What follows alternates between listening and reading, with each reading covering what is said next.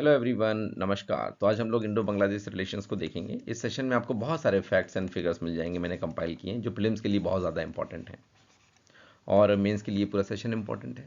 ठीक है, क्योंकि इसमें हम लोग एनालिसिस करेंगे, देखेंगे कौन से एरियाज ऑफ कॉपरेशन हैं, कौन से एरियाज ऑफ डिसएग्रीमेंट्स हैं। और despite disagreements Indo Bangladesh relations जो हैं वो काफ़ी रोबस्ट स्टेट में हैं और पिछला लास्ट डिकेड तो खासकर बहुत ही स्टेबिलिटी रही है रिलेशनशिप में। दैट इज़ ड्यू टू 2009 से जो है, जो शेख हसीना वहाँ पे जो है पावर में है, थोड़ा प्रो इंडिया उनका जो है टिल्ट रहता है।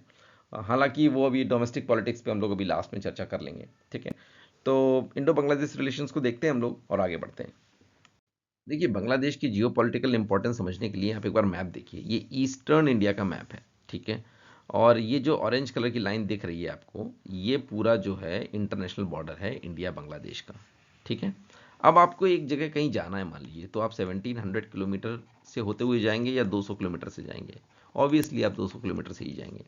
ठीक है, तो आप ये देखिए, ये बात मैं क्यों कह रहा हूँ। ये जो मेन लैंड इंडिया है ये वाला, और ये जो 7 स्टेट्स हैं नॉर्थ ईस्ट की, इनको कनेक्ट करने के लिए सिर्फ ये पतला सा रास्ता है, सिलीगुड़ी कॉरिडोर, जिसको चिकन नेक भी कहते हैं। ये ट्रांसपोर्टेशन चोक पॉइंट है एक तरीके का। एक तरफ इसमें नेपाल है, उसके एक तरफ जो है भूटान है, उसके एक तरफ जो है बांग्लादेश है। ठीक है, तो ये जो सिलीगुड़ी कॉरिडोर है, ये एक जगह पे इतना नैरो हो जाता है, 27 किलोमीटर जितना।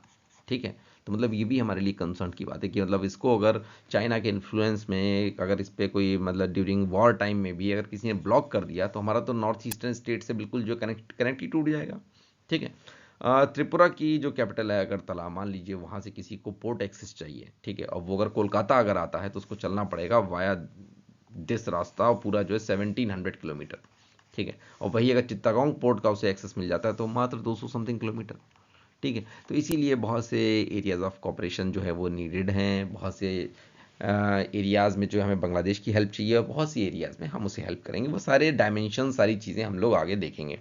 ठीक है, और ये जो ऑरेंज कलर की जो लाइन है, जो इंटरनेशनल बॉर्डर है इंडिया और बांग्लादेश का, इसकी जो लेंथ है वो 4096 किलोमीटर है। ठीक है, स्ट्रेटजिक वेज वाली बात ये तो हम लोगों ने बात कर ही ली। ठीक है, और नॉर्थ ईस्टर्न की स्टेट्स जो हैं वो सारी लैंड लॉक्ड हैं, वो सब बांग्लादेश से उन्हें एक्सेस मिल जाएगा। ये सारी बात हो गई। इंडिया और बांग्लादेश की जो कॉमन रिवर्स हैं, उनकी जो नंबर है, उनकी जो संख्या है वो 54 है। ठीक है, इतनी बात हो गई। देखिए, कुछ फैक्ट शॉट्स हैं, याद कर लीजिएगा, आंसर राइटिंग के वक्त तो बहुत ज़्यादा इंपॉर्टेंट हो जाते हैं। ठीक है, तो नंबर वन ये है कि बांग्लादेश अकेला कंट्रीब्यूट करता है 50% से ज़्यादा इंडिया का जो हेल्थ टूरिज्म का रेवेन्यू है।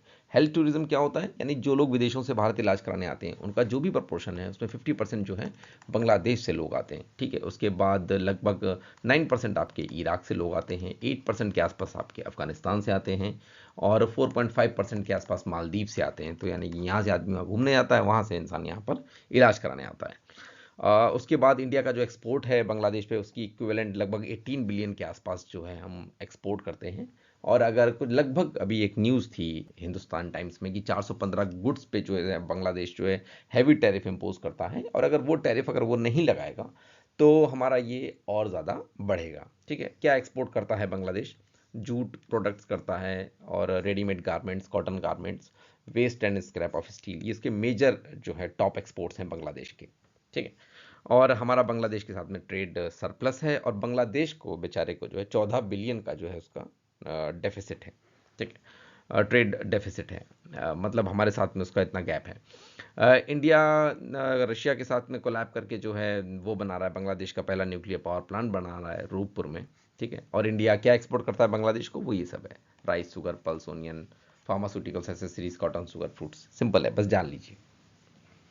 देखिए, बांग्लादेश के साथ में हमें अच्छे संबंध रखने चाहिए, उसके कुछ कारण और भी हैं। मतलब एक फ्रेंडली बांग्लादेश जो है वो ये इंश्योर कर सकता है कि उसकी ज़मीन भारत के खिलाफ इस्तेमाल ना हो, ऐसी किसी भी गतिविधि में इस्तेमाल ना हो। ठीक है, और एक न्यूट्रल बांग्लादेश जो है हमें चाइना को कंटेन करने में भी हेल्प कर सकता है। ठीक है, और बे ऑफ बंगाल की जो स्ट्रेटजिक सी लेन्स हैं, उसमें भी हमें बांग्लादेश की अगर हेल्प मिलेगी तो उन पर भी कंट्रोल हमारा बनेगा। आपको पता ही होगा कि बेस लाइन से, यानी कोस्टल एरिया में बेस लाइन से 12 नॉटिकल माइल्स तक जो है सोवरेन टेरिटरी होती है किसी भी स्टेट की। तो बे ऑफ बंगाल में 12 नॉटिकल माइल्स तक जो बांग्लादेश का जो कंट्रोल है, तो उसमें हमें उसकी हेल्प लेकर के हम जो है चाइना को कंटेन कर सकते हैं। ठीक है, और ट्रांजिट एग्रीमेंट्स जो हैं बांग्लादेश के साथ में, तो उससे जो नॉर्थ ईस्ट इंडिया है हमारा, 7 स्टेट्स जो कि लैंड लॉक्ड हैं, तो उनकी सोशियो इकोनॉमिक डेवलपमेंट पे बहुत असर पड़ेगा। जैसा कि मैंने आपको बताया, ठीक है, कि अगर अगरतला से कोलकाता 1700 किलोमीटर पड़ता है और वैसे 200 किलोमीटर में पहुंच जाएगा, ठीक है, पोर्ट तक अगर जाना है तो। और बांग्लादेश ने भी रिसेंटली क्या किया है, चाइनीज़ मिलिट्री इक्विपमेंट्स भी खरीदे हैं, तो ये नेशनल सिक्योरिटी की भी बात हो जाती है, ठीक है। तो ये सारी चीज़ें हैं, तो इनको भी, इन पॉइंट्स को भी याद रखिएगा। देखिए, इंडो बांग्लादेश रिलेशनशिप में और स्टेबिलिटी और रोबस्टनेस लाने के लिए इन इश्यूज़ को एड्रेस करना बहुत ज़रूरी है। इसमें नंबर 1 पे है river water disputes, specially Teesta water dispute. अभी इसको हम लोग डिटेल में आगे देखेंगे। दूसरा एनआरसी और इलीगल माइग्रेशन वाला मुद्दा, इसको भी एड्रेस करने की ज़रूरत है। इसमें एनआरसी को जो है बांग्लादेश नहीं मानता है। तीसरा, हमारी तरफ से जो डिले हो जाता है, एड हम कमिट कर देते हैं, फिर उसमें जो है रिलीज़ करने में डिले हो जाता है, तो इसको एड्रेस करना ज़रूरी है। वही यही वो वैक्यूम बनता है जहाँ पे चाइना एंट्री मारता है, ठीक है। तीसरा, ड्रग स्मगलिंग और ट्रैफिकिंग। ये जो स्टेटलेसनेस है, जो रिस्ट्रिक्टेड रिफ्यूजी कैंप्स हैं जो बांग्लादेश में रोहिंग्यास के, याद होगा आपको 2018 में याबा नाम का एक ड्रग था जो लगभग 300 मिलियन का था, जहाँ पर रेड पड़ी थी। मेथाफेटामाइन उसका जो केमिकल नेम था वो था, ठीक है। तो ये भी वही मेथाफेटामाइन जो है नॉर्थ ईस्ट में भी इंसर्जेंसी के थ्रू जो है वो एंट्री मारता है, ठीक है। तो उन सब चीज़ों को एड्रेस करने की ज़रूरत है। टेररिज्म वाली बात मैंने बताई दी आपको, जमातुल मुजाहिदीन बांग्लादेश, इसको टेररिस्ट ऑर्गेनाइजेशन जो है डिक्लेयर किया है इंडिया ने, बांग्लादेश ने, मालदीव ने, यूके ने, ठीक है, नोटिफाइड है ये। चाइना का इन्फ्लुएंस जो है बांग्लादेश में, ठीक है, तो चाइना अभी जो एक्टिव पार्टनर बन गया है, one belt one road initiative है जो चाइना का, ठीक है, जिसका वो पार्ट है चाइना पाकिस्तान इकोनॉमिक कॉरिडोर। ऐसा ही जो पूरा OBOR है जो कॉम्प्रिहेंसिवली, वो बांग्लादेश से भी होकर गुजरता है, ठीक है। तो बांग्लादेश उसमें एक्टिव पार्टनर है, तो ये सब कंसर्न है इंडिया के लिए, तो इन सब चीज़ों को हमें जो है एड्रेस करने की ज़रूरत है। देखिए, मेजर वाटर शेयरिंग डिस्प्यूट्स देख लेते हैं, जिसमें एक रिजॉल्व हो गया था on papers, Ganga water dispute 1996 में ये रिजॉल्व हुआ था, और एग्रीमेंट साइन हुआ था। बांग्लादेश की प्राइम मिनिस्टर थी उस समय शेख हसीना, और इंडिया के थे HD देवेगौड़ा। तो इन दोनों के बीच में एग्रीमेंट साइन हुआ था, और ये उस समय के न्यूज़पेपर की क्लिपिंग है जब ये एग्रीमेंट साइन हुआ था। पर जो बांग्लादेश का कंसर्न है वो है कंस्ट्रक्शन फरक्का बैराज का, ठीक है। फरक्का बैराज हमने बनाया था हुगली रिवर में पानी को बढ़ाने के लिए, और बांग्लादेश ये कहता है कि ड्राई सीजन में उसको फेयर शेयर नहीं मिलता है, ठीक है। और उसके कुछ एरियाज जो हैं वो फ्लडेड भी हो जाते हैं, बाढ़ भी आ जाती है जब इंडिया एक्सेस वाटर रिलीज कर देता है मानसून के दौरान। यानी कि ड्राई सीजन में उसको प्रॉपर वाटर नहीं मिलता है, और जब मानसून होता है तो उसको उसको एक्सेस में वाटर मिल जाता है, इंडिया रिलीज कर देता है। तो ये जो है गंगा रिवर इशू था, जो कि ऑन पेपर्स जो है ये रिजॉल्व हो गया था। जो नहीं रिजॉल्व हुआ है अभी तक, जिसमें बंगाल की वजह से भी दिक्कत आ रही है। अच्छा, ये रिजॉल्व क्यों नहीं हो पाते, इनमें दिक्कत क्या आती है? देखो, वाटर जो है वो स्टेट सब्जेक्ट है, ठीक है। तो इसीलिए स्टेट गवर्नमेंट का कॉपरेशन बहुत ज़रूरी है, और बंगाल की जो ममता बनर्जी हैं हमारी, वेस्ट बंगाल की, वो भाई कॉपरेट नहीं कर रही हैं। तो इसीलिए 2 डिकेड से जो है निगोशिएशन और डिस्कशन चालू हैं, पर वो ऐसा हो नहीं पाता है, ठीक है। देखिए, तीस्ता वाटर डिस्प्यूट को डिटेल में समझते हैं। उससे पहले तीस्ता रिवर के बारे में बताता हूँ कि ईस्टर्न हिमालयाज में सिक्किम में एक जगह है छुनतांग, वहाँ से तीस्ता रिवर निकलती है और साउथ की तरफ बहना शुरू करती है। तो पहले ये क्रॉस करती है वेस्ट बंगाल को, और फिर ये जाती है बांग्लादेश में, और बांग्लादेश में जाकर के किससे मिल जाती है? ब्रह्मपुत्र से। और ब्रह्मपुत्र का बांग्लादेश में क्या नाम है? जमुना, ठीक है। जैसे गंगा का नाम है वहाँ पर पद्मा, ठीक है। अच्छा, अब इसमें डिस्प्यूट क्या है? बांग्लादेश कहता है कि हमको 50% जो है शेयर चाहिए वाटर का, इंडिया कहता है 55% देते हैं, ठीक है। पर बांग्लादेश कह रहा है नहीं, हमें ड्राई सीजन में तो बिल्कुल ही नहीं मिल पाता है, ठीक है। अच्छा, अब इसमें क्या है, निगोसिएशंस 1983 से चल रहे हैं, और प्राइमरी डील जो हुई थी 1983 में वो ये हुई थी कि इंडिया का शेयर 39%, बांग्लादेश का 36% और 25% अनएलोकेटेड। फिर 2011 में दिल्ली और ढाका के बीच में फिर से डील हुई 15 साल के लिए, जिसमें इंडिया का 42%, बांग्लादेश का 37%, ठीक है। पर ये एग्रीमेंट भी साइन नहीं हो पाया, तीस्ता वाटर शेयरिंग एग्रीमेंट तब से अभी तक पेंडिंग है, क्योंकि वाटर क्या है? स्टेट सब्जेक्ट है, और वेस्ट बंगाल से क्रॉस करती है, तो जो ममता बनर्जी हैं वो उसका अपोज करती हैं उस ट्रीटी का, ठीक है। तो 2011 से अभी तक जो है साइन होने के लिए वेट कर रही है वो ट्रीटी, ठीक है। तीस्ता के बारे में कुछ और बातें हैं वो यहाँ लिखी हुई हैं, कि जैसे तीस्ता ओरिजिनेट करती है खांगसे और जेमू ग्लेशियर्स, ये 2 ग्लेशियर्स के नाम हैं। और इसकी जो ट्रिब्यूटरी है रंगीत, वो दार्जिलिंग के तीस्ता बाज़ार में जो है ज्वाइन करती है। फिर इसके बारे में और ये 2-4 बातें लिखी हुई हैं, ये आप इसको पढ़ लीजिएगा बाद में, ठीक है। देखिए स्लाइड में वही बातें हैं जो हम लोग प्रीवियस स्लाइड में कर चुके हैं, वही लिखा हुआ है, बस नई चीज़ ये है केवल, ठीक है। तो इंडिया और बांग्लादेश के बीच में जो 54 कॉमन रिवर्स हैं, इनके मैक्सिमम बेनिफिट को हार्नेस करने के लिए दोनों ने म्यूचुअली जो है ज्वाइंट रिवर कमीशन बना रखा है, जो 1972 से जो है काम कर रहा है। और इस तरीके की बात आंसर में भी लिखी जा सकती है कि एक इफेक्टिव ज्वाइंट रिवर कमीशन होना चाहिए। उसके बाद शायद वो गंगा रिवर वाटर ट्रीटी वाली बात है जो सेटिस्फैक्टरीली वर्क कर रही है, 1996 में बनी थी, हम लोगों ने बात कर ली, ठीक है। आगे देखते हैं। अब देखिए कुछ power and internet service agreements हैं, इनको टेक्निकल कॉपरेशन में आप लिख सकते हैं और याद रख लीजिएगा कुछ चीज़ें अगर याद रहें तो। इंडिया जैसे सप्लाई करेगा 100 मेगावाट की इलेक्ट्रिसिटी त्रिपुरा से, उसके बदले में 10 जीबी का इंटरनेट बैंडविड्थ लेगा बांग्लादेश से, ठीक है। और अभी इंडिया जो है 500 मेगावाट की पावर सप्लाई कर रहा है बांग्लादेश को बहरामपुर भेरमारा इंटरकनेक्शन से। इसमें सबसे इंपॉर्टेंट है वो है India Bangladesh friendship pipeline project. इसमें ये पाइपलाइन बिछाई जाएगी सिलीगुड़ी वेस्ट बंगाल से, पर्वतीपुर दीनजपुर डिस्ट्रिक्ट है बांग्लादेश का, वहाँ पे इसमें हाई स्पीड में डीजल इसमें जो है फ्लो करेगा। और इसको बना रहा है नुमालीगढ़ रिफाइनरी लिमिटेड। इसके बारे में देख लीजिएगा, गवर्नमेंट ऑफ इंडिया एंटरप्राइज है, ज़्यादा कुछ जानने की ज़रूरत नहीं है। 346 करोड़ का प्रोजेक्ट है, 2020 में इसका जो है इनाग्रेशन हुआ है, ठीक है। तो ये इतनी बात है, हाई स्पीड डीजल इसमें फ्लो करेगा, नॉर्थ पूरे बांग्लादेश को जो है ये अच्छी जो है डीजल की अवेलेबिलिटी करवाएगा, ठीक है। देखिए ये बड़ा हिस्टोरिक इवेंट था, इसको याद रखिएगा। बॉर्डर डिस्प्यूट एकदम खत्म हो गया था बांग्लादेश के साथ में। पार्टीशन के बाद जो भी बॉर्डर डिस्प्यूट हो गए थे वो इससे खत्म हुए थे, लैंड बाउंड्री एग्रीमेंट, ठीक है। 2015 में जो है जून में ये ऑपरेशनलाइज हुआ था। और जब ये ऑपरेशनलाइज हुआ, साइन हो गया, तो फिर इसमें हमें कॉन्स्टिट्यूशन में भी अपने चेंज करना पड़ा। 100th अमेंडमेंट अपने इंडियन कॉन्स्टिट्यूशन का करना पड़ा, जो जिससे कि जो फर्स्ट शेड्यूल में चेंजेस करने पड़े। तो 100वां अमेंडमेंट कोई अगर पूछता है कि 100th अमेंडमेंट इंडियन कॉन्स्टिट्यूशन का किसके लिए हुआ था, क्या हुआ था उसमें, तो लैंड बाउंड्री एग्रीमेंट था, ठीक है, बांग्लादेश के साथ में। अच्छा इसमें हुआ क्या था, 111 इनक्लेव्स हमने बांग्लादेश को दे दिए थे और 51 इनक्लेव्स, 51 इनक्लेव्स बदले में हमको मिले थे। लगभग 17,000 एकड़ जो है हमने ज़मीन दे दी थी और 7,000 एकड़ के आसपास हमने ले ली थी। तो कुल मिलाकर के एक एक्चुअली ये एक एग्रीमेंट हुआ था 1974 में, ठीक है। वो ये ऑपरेशनलाइज हुआ था, मतलब सारी जो स्टेट गवर्नमेंट्स हैं वो सब मिल करके, पहले सब साथ नहीं दे रहे थे, पॉलिटिकल इश्यूज थे बहुत, ठीक है, लेकिन बाद में ये सब रिजॉल्व हो गया। तो 6 जून को 2015 को ये एक बड़ा अचीवमेंट था। और ये इस बात से भी, मतलब इसका एग्जाम्पल भी इस बात पे कोट किया जा सकता है कि नेबर्स के साथ में जो बॉर्डर इश्यूज हैं वो भी रिजॉल्व किए जा सकते हैं। जैसे चाइना के साथ भी हमारा जो बॉर्डर डिस्प्यूट चल रहा है, ठीक है, एलएसी को लेकर के, तो उसके लिए भी एक एग्जांपल है भाई कि जब जैसे इस तरीके से लैंड बाउंड्री एग्रीमेंट जब बांग्लादेश और इंडिया के बीच में हो सकता है, तो चाइना इंडिया के बीच में भी भविष्य में हो सकता है, ठीक है।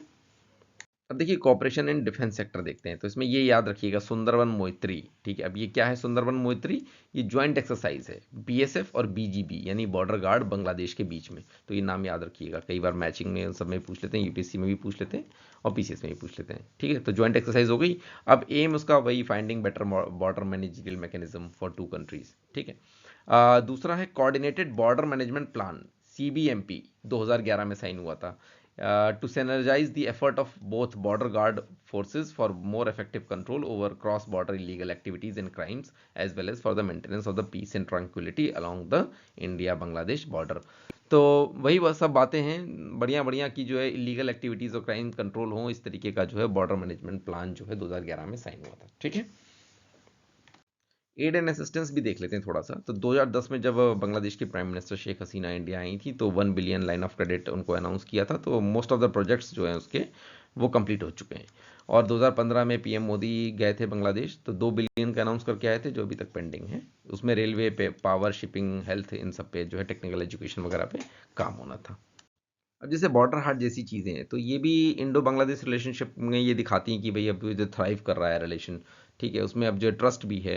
तो बेसिकली ये ट्रेड सेंटर्स हैं इंटरनेशनल बॉर्डर पे। और मुगल टाइम्स में भी कुछ वहाँ पे मेला वेला टाइप का जो है इस तरीके का लगता था। तो ये बॉर्डर हाट वाली बात हो गई, तो ये भी सिर्फ जो है एक लाइन में आप लिख सकते हैं, तो याद रहे ये चीज़ें। अब देखिए cooperation in the field of transport and connectivity देख लेते हैं। तो सबसे पहले एक एग्रीमेंट साइन हुआ था 1972 में, बायलैटरल ट्रेड एग्रीमेंट। उसमें ये फैसिलिटी थी कि बांग्लादेश का कोई भी कार्गो जो है इंडिया से होते हुए नेपाल और भूटान जा सकता है, ठीक है। उसके बाद फिर ढाका शिलोंग गुवाहाटी बस सर्विस, ठीक है।